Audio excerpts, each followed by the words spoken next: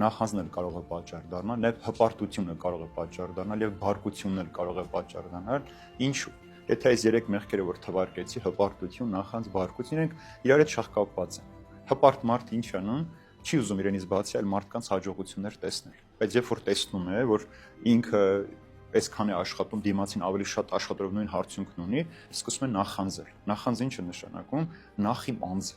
ամեն բան ուզում է, որ իրեն վերագրվի, իր անձին վերագրվի։ Այսինքն սատանան էլ չէ, տեսավ Աստծո փառքը, Արուսյակը, ուզեց, որ նույն փառքը ինքն ունենա։ Հպարտության մեջ հայտնեց, որ ես էլ եմ Աստված ուզում։ Հետո որ տեսավ չէր կարող անել հասնել, սկսեց նախանձել, չարությամբ, ատելությամբ լցվեց, իսկ նախանձը մարդուն ինչ է բերում։ Բարկություն։ Իսկ բարկության ժամանակ մարդը հաշվետու չի իր արարքներին։ Այսինքն բարկության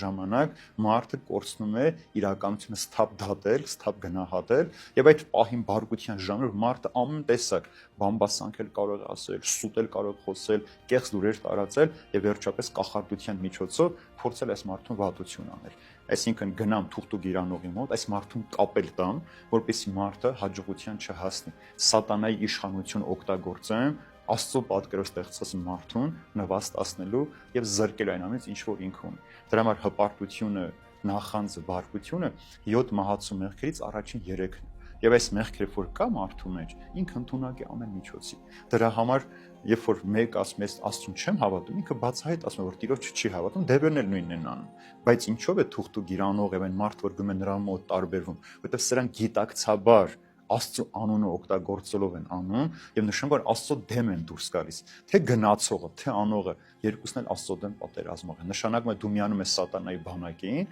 սատանայի զորքերի հետ դուրս ես գալիս Աստծո դեմ պայքարելով Աստծո հետ մենամարտել։ Եվ սա նշանակում է որ այսպիսի մարդը չի կարող Աստծո համար ընդունել եւ հաճելի լինել։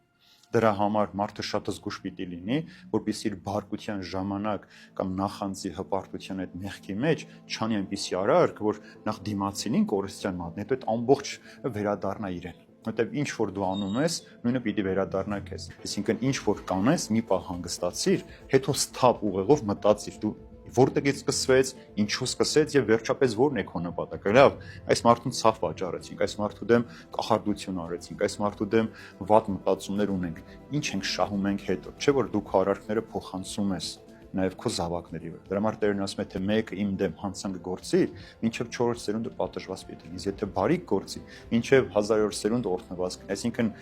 թեև երեխաները ծնողի արարքի համար պատասխանատու չեն, բայց ծնողի գործած մեղքի պատճառով իր երեխաների իր սերունդները զրկվում են Աստծո օրհնությունից։ Ուրեմն նաև այդ արարքով դու քո սերունդերին ես զրկում օրհնված կյանք ունենալուց։